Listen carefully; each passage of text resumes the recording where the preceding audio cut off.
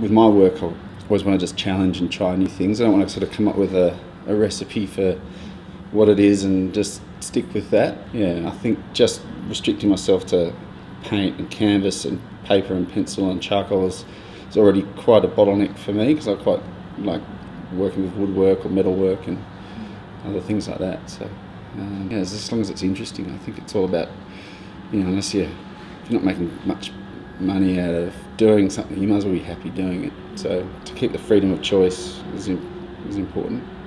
The colours around Tasmania are quite interesting and moody, and especially on the wet days, the greys come out, and yeah, I'm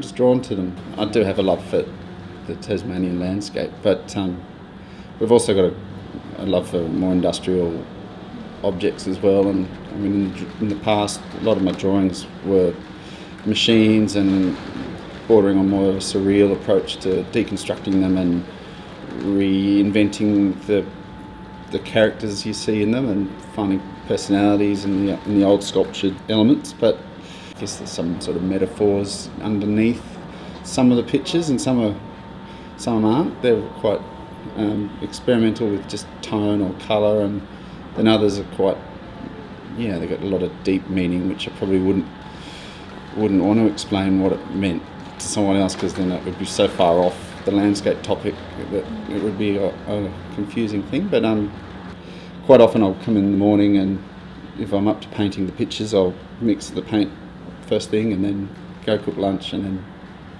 come back and paint and try and get the core of it done in one go. And if it's really successful, I'll leave it kind of at that raw stage, and then if it's not quite there, I'll get, over the days later, I'll get the brushes, and it ends up being more photorealistic or truer to the reference. But if I can, I'll just get the core of that image.